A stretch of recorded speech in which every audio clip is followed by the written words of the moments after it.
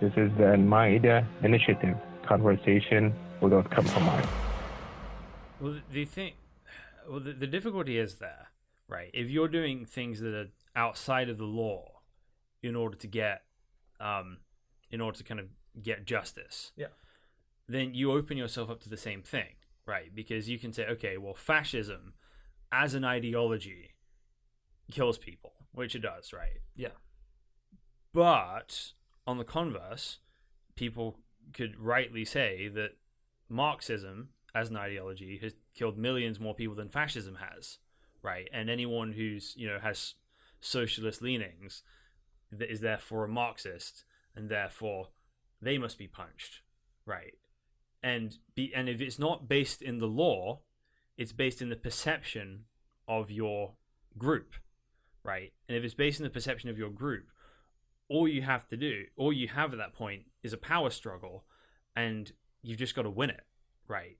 Unless it's grounded in some kind of objective right and wrong, you don't have a legitimate way to address it, because you just kind of agree, okay, we're just going to duel by combat, socialism versus fascism, let's duke it out, let's see who wins, right? Because that's basically the rules you're agreeing to when you start using violence. And I think in the case of the Marxism example, that seems like, in my view, that seems like more a case of you're targeting the wrong thing. Like, yes, a lot of people have died as a result of communist regimes. Is that a result of communism as an ideology, or is that more a result of authoritarianism? I would say it would be more the authoritarianism element of it, and that's what people are talking about when they're talking about like their opposite. When they're talking about like the deaths that Marxism has instigated. But people can make similar arguments about fascism, right? They're going to say, okay, well, this isn't fascism in the right way here in Nazi Germany. But the point, again, the point is based on you're going to perceive it that way.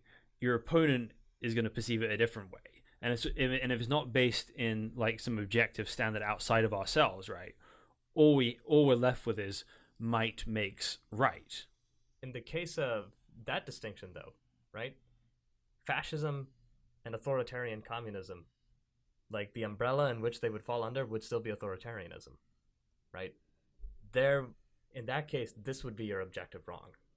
Authoritarianism would be your objective wrong, and authoritarianism that prioritizes a select group of people over an even larger group of people, and puts this larger populace under a boot, right? Objectively, that is wrong. You can call it authoritarian communism. You can structure it in terms of authoritarian communism. You can structure it under authoritarian fascism. You can structure it under fascism.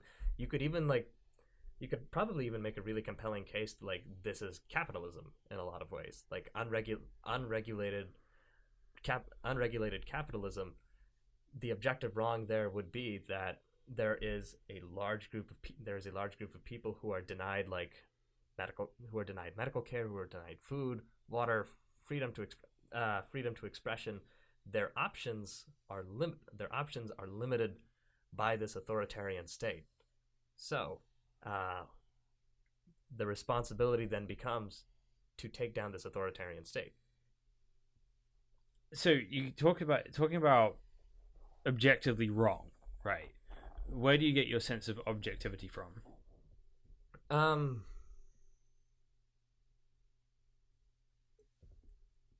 Objective probably isn't the right. Objective is a term I try to avoid using. Okay. Because in my view, objectivity is a subjectivity that gets privileged over other subjectivities. The world is shaped by subjective truths, and you're absolutely right. We should be conscious of the ways that our own subjectivities kind of influence how we interact with the world around us.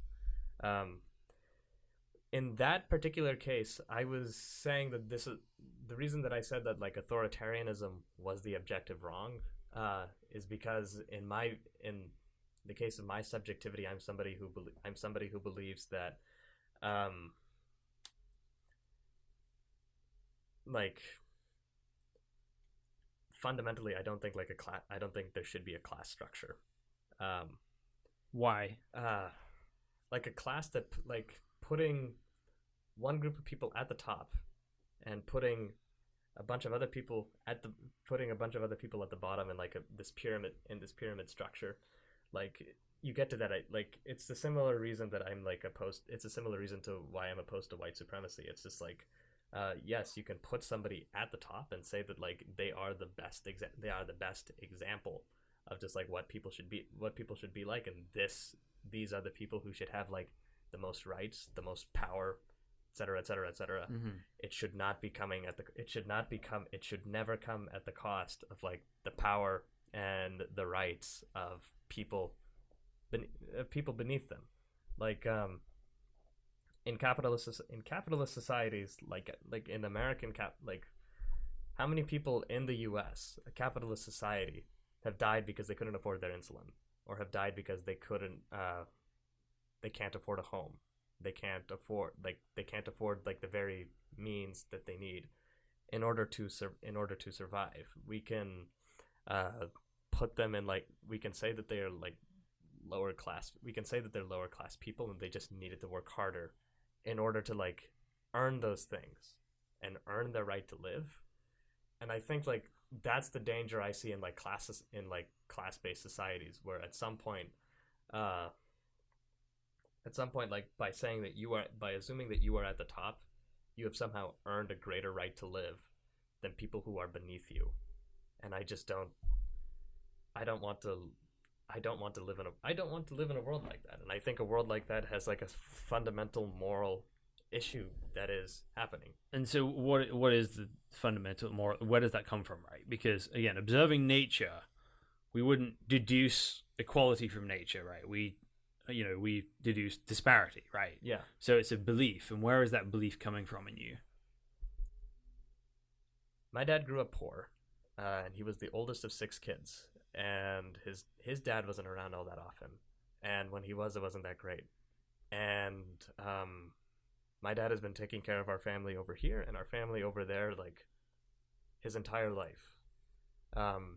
The opportunities that he's been able to provide for me are opportunities that I don't really think I spent like a lot of my life thinking I didn't really deserve, because I didn't really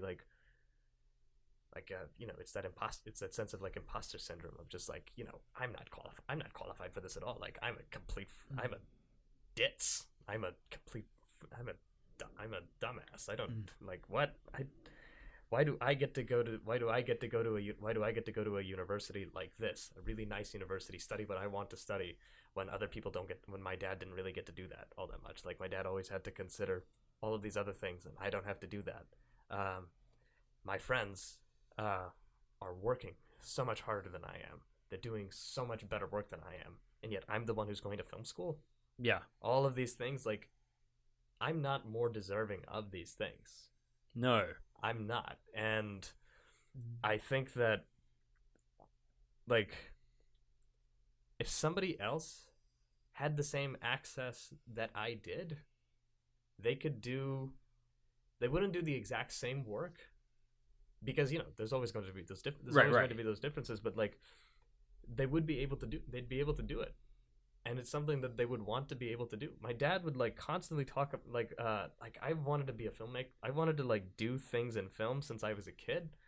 And my dad always was like talking about how this is like, every kid has this dream. I had this dream when I was a kid, but reality eventually set in. And like I have the ability to like take this thing that is a long shot dream and actually like make it a reality. And that's not something that my dad had.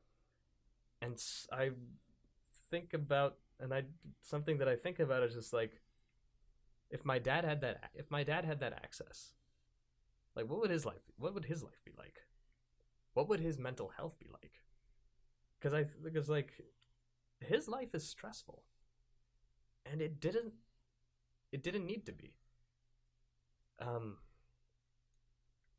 And a lot of people have like lives that are a lot more stressful than his, and they don't need to be.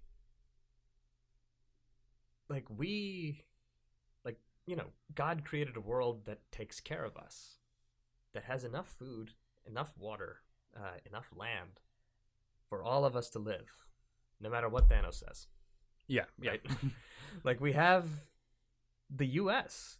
has enough wealth to take care of all of its people, of all of the people who live within our borders, and we would still have a lot of wealth left over to make reparations to the people that we screwed over along the way, because we stole a lot of that wealth. Like we can. There's a lot of just unnecessary death and destruction, and it's killing and it kills the planet. It kills us, and we don't need to do it. And like we could blame it on capitalism, and to an extent I do. A very large extent I do. Yeah, the difficulty with that though is, you go to a non-capitalistic society, you go to like a tribal society, you could have healthcare as a right with no medical inventions, right? Healthcare is not a helpful right if you have to go see a shaman. I mean, it'd be like it. I'm not saying it's not going to be easy to completely dismantle capitalism, but it's just like there's something about capitalism that I think goes against what God wanted out of us. Like somewhere along the line, when we were shaping the world today, like that thing that pushed Adam and Eve out of the garden, that force that pushed them out of the garden and all of that, like something about that belief, that selfishness to an extent. Yeah, the selfishness. Right? That selfishness, something about that inserted itself a little bit too comfortably into the people who like hold power and shape the way in which the world moves. And we have to, and then I just I think we have a responsibility to take care of each other, and the people who are in power generally don't do that. So, I don't disagree that selfishness has inserted itself into into our existing system, and it shaped a lot of our thoughts and the ways in which we look at the world around us. Every single anti-capitalist who is alive today is an anti-capitalist because they became an anti-capitalist after going through all of every pro-capitalist argument or every pro-capitalist piece of propaganda that had found its way into has shaped the world. Every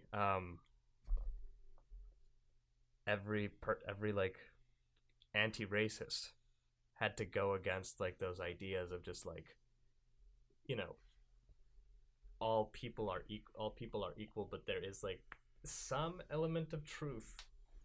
There is some element of truth to white supremacy and to racism that is a little bit uncomfortable to deal with.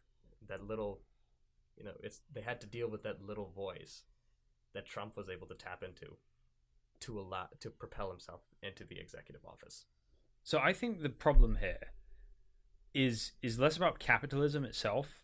It's about people trying to find salvation, right? A remedy for the human condition through politics.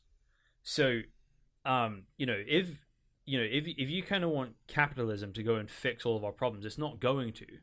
Neither is socialism. Neither is any other system, right? Every system has good things and bad things about it, right? So capitalism has driven forward healthcare in a lot of ways, right? The technology we have now is unparalleled, right? It's driven the world forward, yet at the same time, it's driven greed. It's driven people kind of concentrating power into their hands. So and it's only driven forward for some people. Right. But if it's not driven forward, that has to happen for it to be driven forward for all people at some point, right? So, And like what I would say is it's like the technologies that we have today was capitalism really necessary to their invention? Like that's the way things played out in our timeline. But was the role that capitalism played, like, was it really all that fundamental to begin with? What would have it been like if we had our society was a little bit less selfish, a little bit more community oriented, a little bit more communistic? So I think that's kind of getting to the society and governmental systems are not the same things. And so what my argument is basically going to be that humans, what we have is a sin issue, right? We have a selfish issue. And I think that works itself out in a capitalist way in a lot of the things we see now, right? And I think my worry about the political discourse now on the right and the left is they're trying to deal with human suffering and thinking, okay, if we just get the right people in government, if we get the right person in the White House, then all of our issues will be solved, right? Well, what I believe is that our fundamental problem with selfishness comes from a disconnection we have from God himself. And what needs to happen is we need to submit to re-enter relationship with God through Jesus, through his death on the cross that's kind of made an unlimited payment for everything we've done wrong. And through that, we can have relationship with God. And relationship with God does not start with looking at the problems in the world and being like, oh, how can we fix this? It starts with, oh, I kind of suck, right? I do things that sabotage myself and sabotage others. I am selfish, right? So instead of seeing a world that revolves around me and myself, it sees a world that revolves around, God's glory and the good of others, out of generosity, right? And that we need to be transformed from the inside, that we need to be saved from ourselves. And if we're not saved from ourselves, all we'll do is continue to perpetuate the evil within us through whatever system we have in power. Now, I personally think capitalism slows down that impulse for selfishness in some ways, right? Limited government does that because I believe power corrupts people quickly. And if you try and solve problems through the government quickly, then you have to give people a lot of power, and that corrupts people more, right? So now I think inordinate amounts of wealth can corrupt people as well, right? But at least that doesn't innately give them control of the means of force. So there's dangers in it. But I think it's a human soul problem, right, before it's a political problem. And I think our problem as a society is we try and solve these, human soul problems with coercion, with the government, and it just keeps perpetuating the misery.